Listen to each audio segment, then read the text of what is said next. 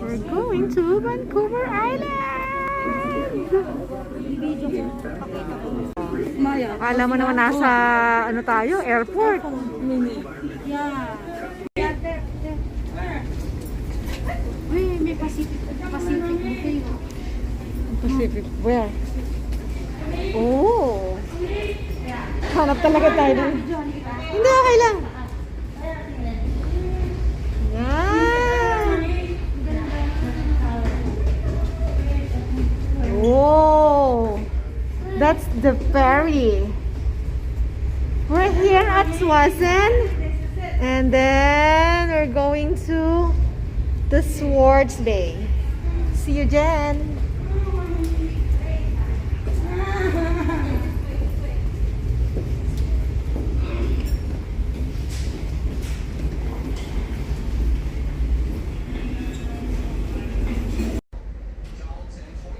Hello! Good morning, good afternoon. Ngayon ay pupunta tayo sa Victoria Island. Okay? Isasama ko yan sa trip namin. And let's get it! Excuse me, tayong foreigner dito. Sila ang mag-adjust. Oh, nice. Dito tayo. Yeah. Okay. Ito, narentahan po namin ito. Narentahan namin to. Para sa amin lang to. So, dito na tayo. Sit down. Ayan, mayroong ano, si Kobe, may playground sa loob ng ferry. Yeah. Spirit of Vancouver Island. Oh, saan? Sorry. Benshi, naku, makaulaw. Saan ba tayo? Labas? Let's exit here. Sand deck. Wala namang mga smoking, di ba? Oo. Pag mag-smoke. Pwede siguro. Ay, Pamela! Wala nang ulan! Wala. Oh! Mahangin. Ay! Oh my God!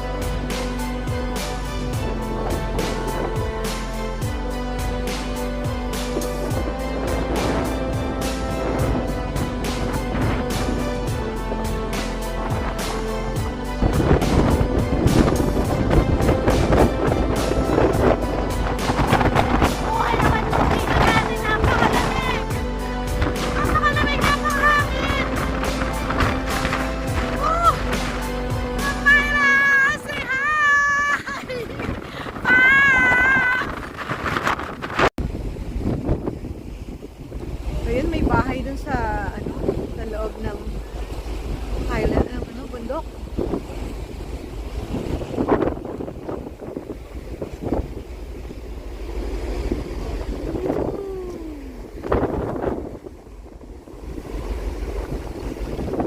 Ayan, may lighthouse. Ang lamig! Putek, tis, ganda to! Pag malakutan pala. Yes.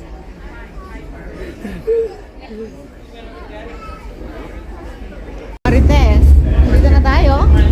Pababa na tayo. Sa berries. Watch your step.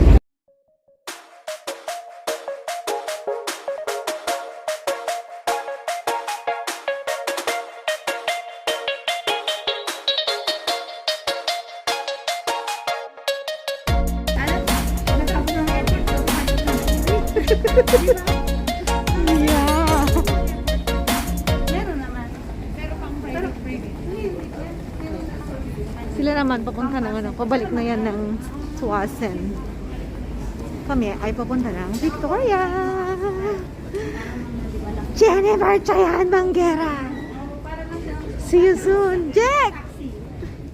Michelle, see you there. So number 70 tayo. 250 per ano, isang way. $5. $5 na pag ano, balikan mamaya. Day trip. Day trip.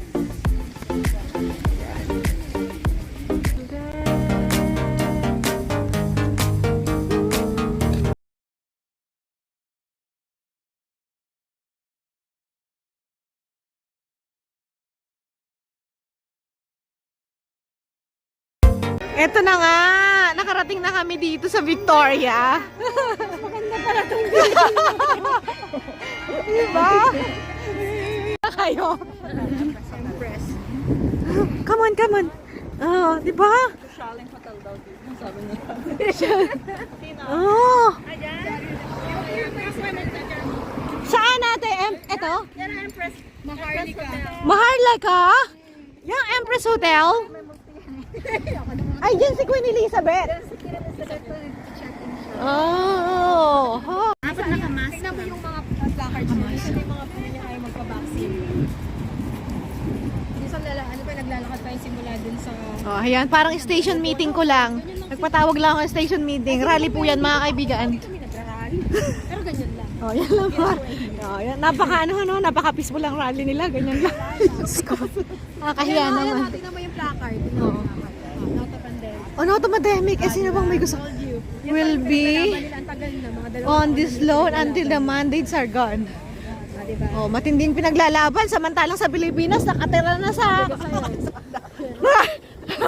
Mga Marites, andito na kami sa Parliament Building ng Victoria. Punta kami sa ano? We'll have a tour. Sige, papasyalamin kayo sa loob. Huwag kang mag-alala. Humanda ka.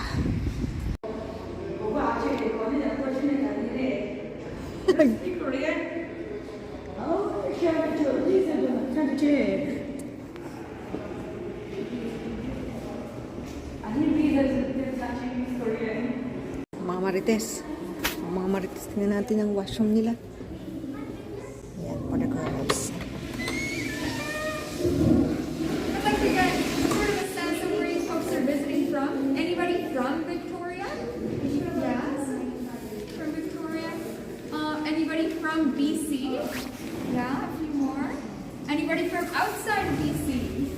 Yeah, a few. Anybody from outside of Canada? Me, kind of. I'm originally from Mexico. I've been here for 5 years now. All right. So let's get started. I'll start talking about this symbol right over here. This is our BC coat of arms, and it serves sort of as a symbol for our colonial past. Now you'll notice these two animals here on the sides.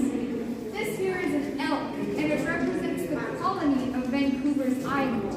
Now the colony of Vancouver's Island was a fur trading colony that was founded in 1849, which with the capital being here in Victoria. Now on the other side we have a big horned sheep, and now this represents the colony of British Columbia on the mainland. Now this colony was founded in 1858 when something very important happened. You see, people found something shiny, something malleable. It rhymes with mold. Gold! The Fraser River Gold Rush in 1858 brought thousands of fortune seekers over to the mainland, and thus the colony of British Columbia was founded, with the capital being New Westminster. Now we have these two colonies, these two British colonies. Now they wouldn't join together until 1866, frankly to try to save their failing economies. But when you have zero and you add zero, well, you still get zero. And so in 1871, British Columbia decided to join the Dominion of Canada. Now with the promise of a railway being built, they hoped that with this, their economy would be boosted. So that was in 1871. All right, moving right along, we have the shield here at the center of our coat of arms. Up at the top, you'll see the Union flag, of course, because of our British ties. And below that, we have a setting sun. Now, as you know, British Columbia is the westernmost province in Canada, so that means that the sun sets last here. Atop that, we have some stripes. The white representing the snow-capped Rocky Mountains, our eastern limit, and then the blue representing our western limit of the Pacific Ocean. Now below this over here, we have three words: splendor, sine, ocasu. Now these are in Latin, and it's our provincial motto. It translates to beauty without diminishment, or put more simply, beautiful British Columbia. You may have seen it on our license plates, our provincial motto. Now below that we have this flower. This is our provincial flower, the Pacific dogwood flower. And if you have a keen eye, you may have seen this flower in another spot in our coat of arms. Anyone spotted it? Yeah, up. All the way at the top in that lion. You'll see it around the lion's neck. Now that lion over there with the crown, that is the royal crest. Now Canada is a constitutional monarchy, so that means that we recognize Her Majesty Queen Elizabeth II as our monarch, as our head of state. So that royal crest represents that. Now of course, Queen Elizabeth II is a very busy lady. She can't be coming to Canada all the time, so we have representatives here in Canada. Federally, that is the Governor General.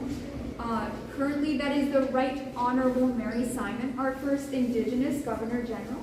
And provincially, that would be called the Lieutenant Governor. Currently, that is the Honourable Janet Austin.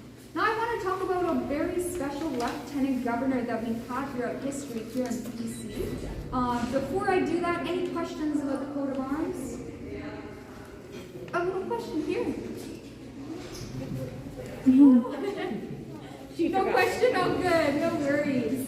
All right. So, all clear. I'll quiz you at the end. I'm just kidding. I won't quiz you. Okay. So, I mentioned a Lieutenant Governor.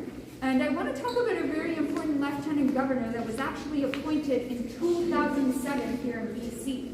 And that was the Honourable Stephen L. Point. He was the first Indigenous Lieutenant Governor ever appointed in this province. And he actually carved this canoe that we have right here in the center, where we're all instructed to gather for the start of the tour. Now, if you folks want to just distribute yourselves so you can take a good look at this canoe, I'm going to start talking about it. So this canoe actually has more history than you would think. Now, the Honourable Stephen L. Point, our Lieutenant Governor in 2007, was walking down Ross Bay Beach here in Victoria, where he came across a piece of red cedar wood.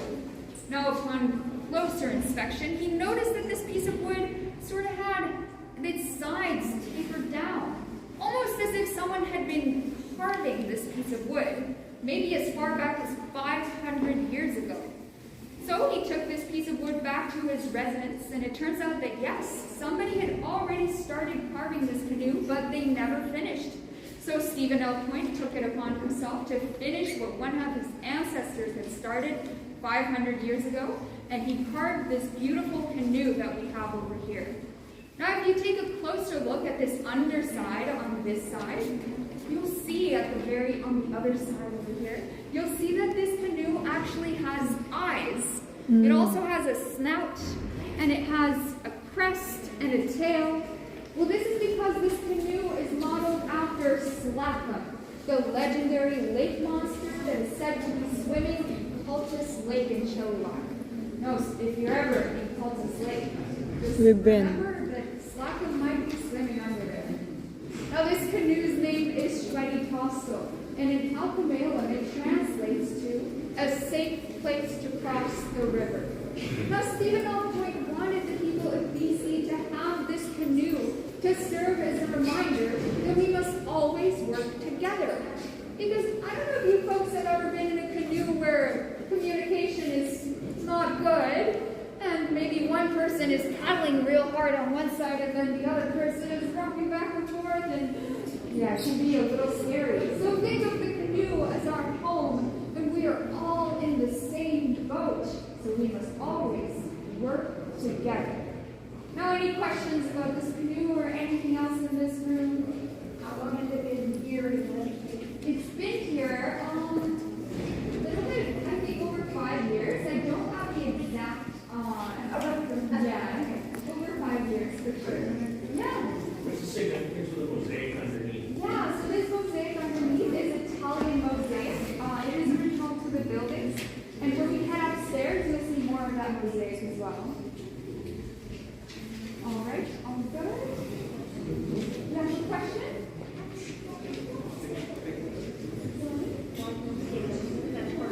It has scales because it's modeled after a lake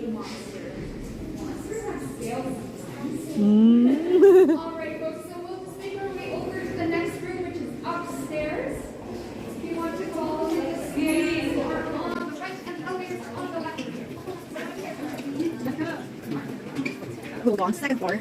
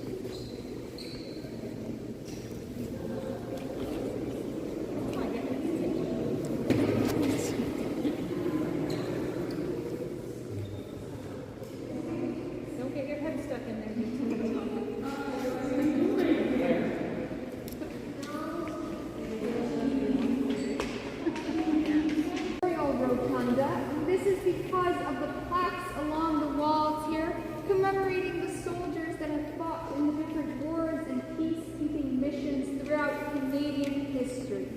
Now we keep looking up, you'll notice that there are 4 flags around us.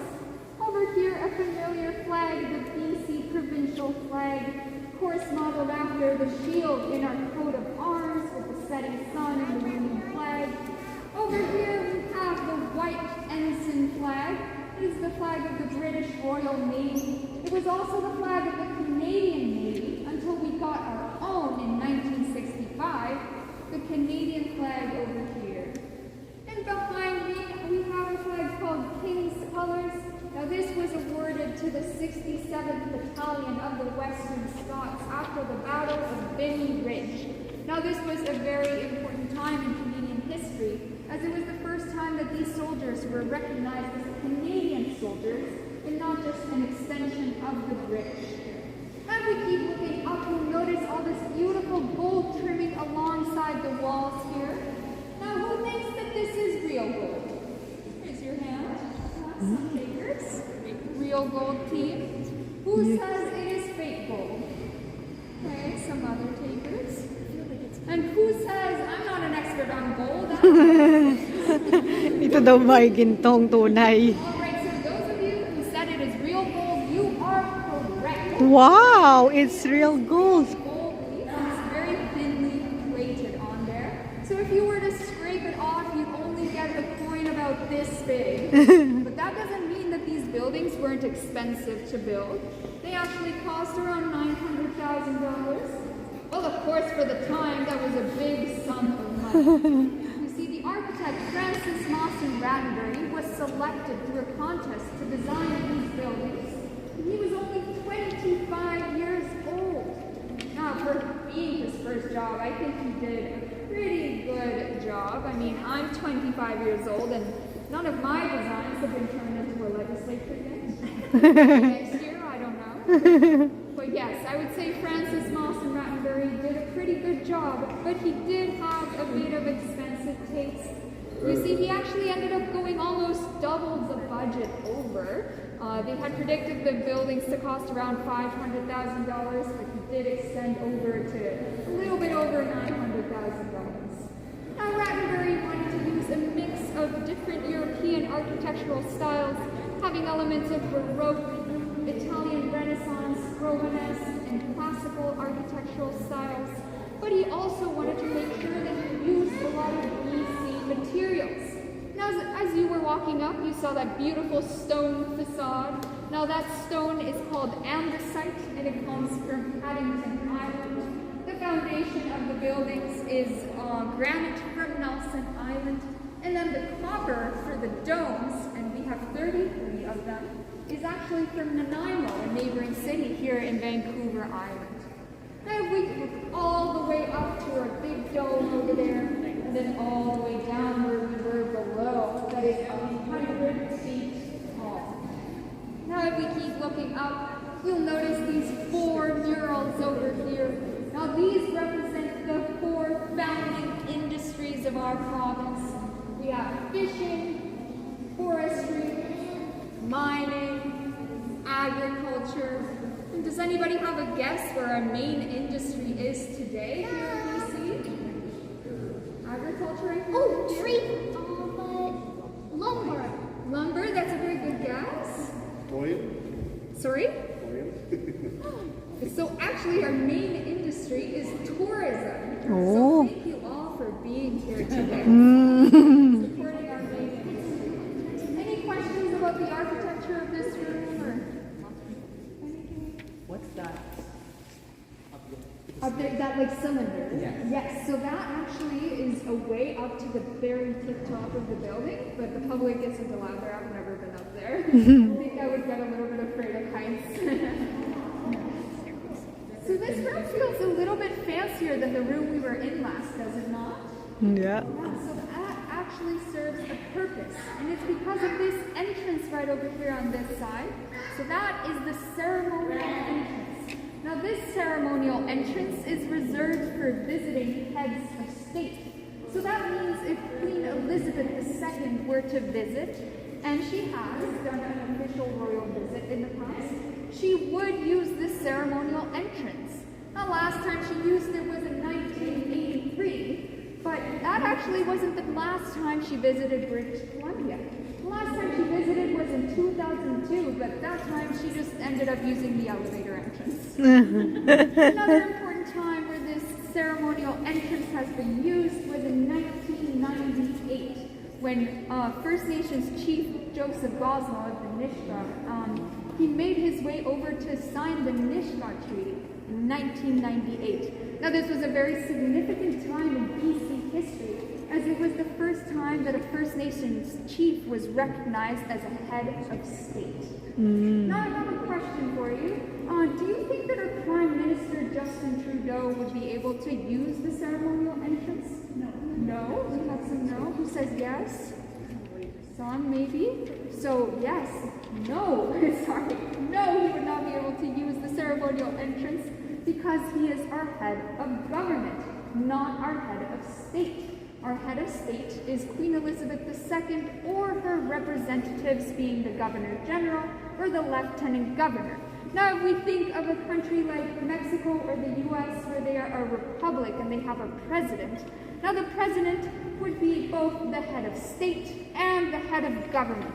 So if they were visiting and there was some ceremonial reason, then they would be able to use this ceremonial entrance. Now, any questions about anything else in this room? Ceremonial reason. Yeah, so it actually hasn't happened throughout history where a president uses the ceremonial entrance, but just it's a little bit of a scenario that I like to use to make sure that we understand the difference between head of government and head of state. A very good question. Okay. All right. Is this one Italian mosaic? Yes, yes. It's Italian mosaic. Yeah, original to the buildings. This one is Italian. All right. So we'll just make our way over here, closer to the legislative chamber.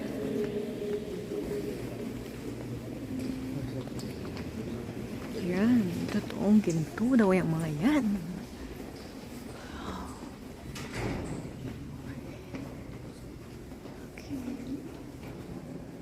All right, folks, so if you wouldn't mind just forming a semicircle at the end, when I finish my speech and everything, I'll give you time to take pictures and get close.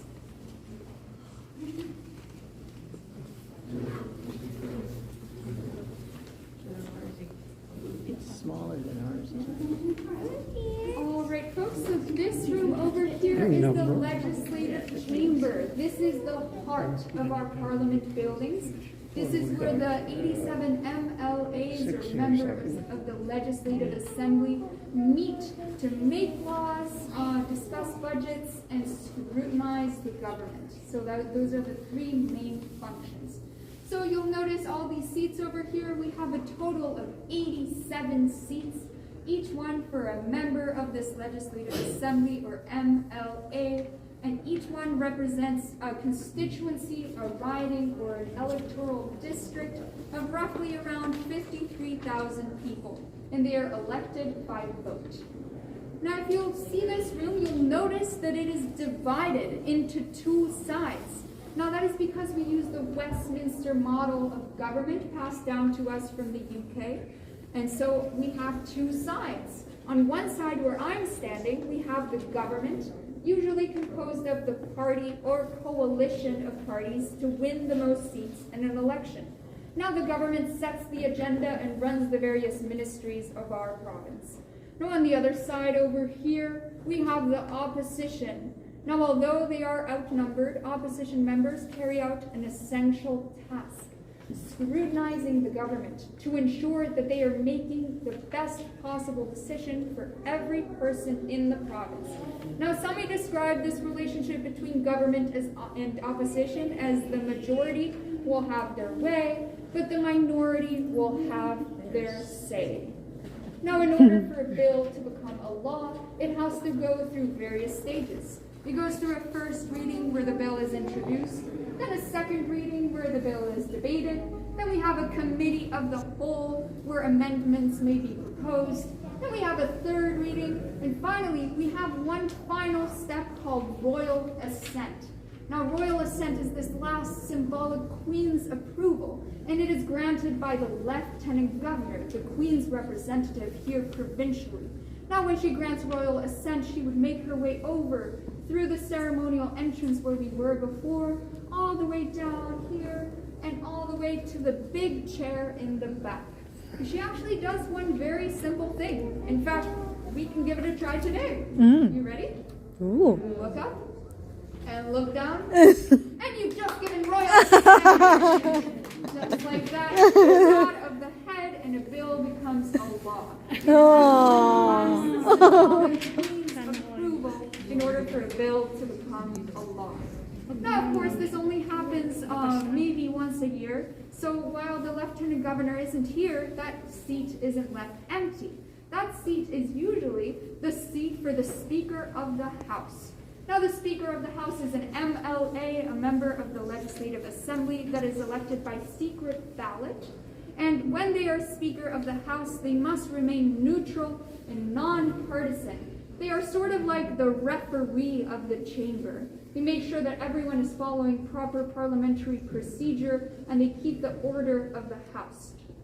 Now this comes especially useful during question period, which is a 30-minute period each day where the MLAs can do a rapid fire of question and answer, and sometimes they get a little bit passionate. They might bang on the desks.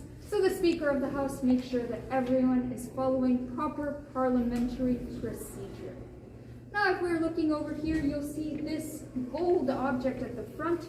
That is the mace, and it represents the power of our parliament. Of course, in olden times, the mace was used as a weapon. Now it serves as a symbol, and it needs to be present in the chamber in order for the session for the members to be in session. If the mace is not present, then we do not have a parliament, and we cannot be in session. Now, if you, Has it ever been stolen? Oh, that's a very good question. Not to my knowledge, it has never been stolen, but perhaps throughout history, maybe in the UK. Yeah, very good question. I'll look into that. So if you ever want to observe the session, or specifically question period tends to be a very popular event to observe in the session, you are more than welcome to. We have the public gallery. You'll see over here on the sides the public gallery, and at the very back, that is the press gallery.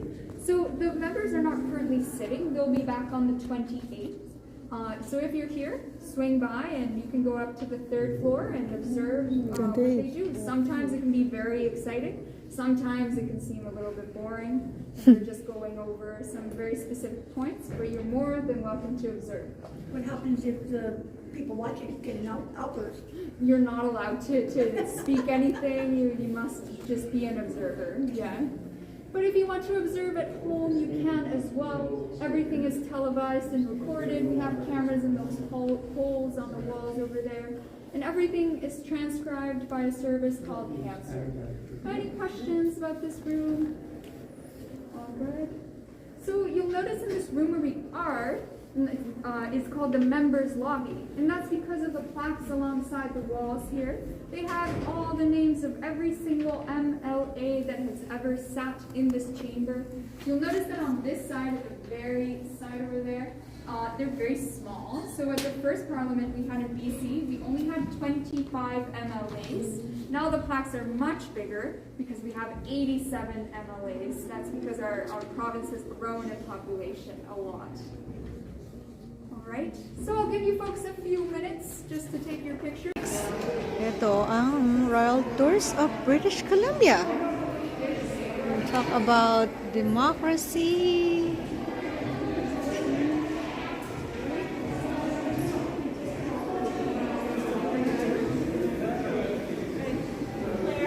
Up here behind me, this is the Queen Victoria Diamond Jubilee window.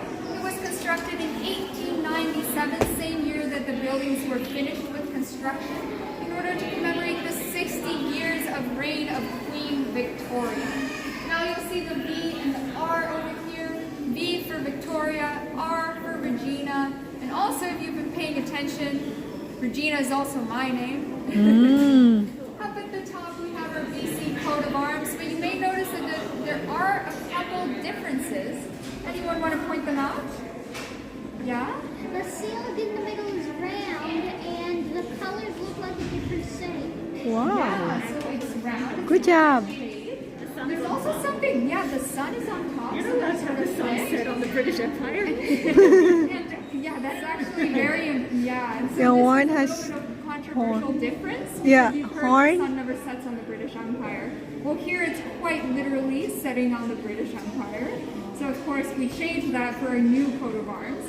Another difference that we were mentioning over here is the flowers. So we didn't have the Pacific dogwood as our provincial flower. So we have roses for England, the purple thistle for Scotland, shamrock for Ireland, and the yellow daffodil for Wales. And another difference also regarding the flower is that we obviously don't have the dogwood on the neck of the lion up at the top.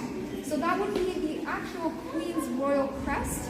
And so we don't have the sovereign right to just use the crest without a differentiation, like having that dogwood on the neck. So we had to change that in our next edition of the coat of arms. So this window actually has a very interesting story, as it was constructed in 1897, but then it was put into storage in 1912 because we had an addition to these buildings. So in 1912, the Legislative Library began designed by the same architect that designed these buildings, Francis Lawson Rattenbury. And so this window was put into storage. And it was in storage for 62 years. Some people thought that maybe it had been lost. It was completely forgotten about. Some people thought that maybe it had been destroyed. It wasn't actually until the 70s where we had some renovations that somebody found it. Now it is back up here for us to enjoy. All right, so any questions? We'll move on to the next window over here.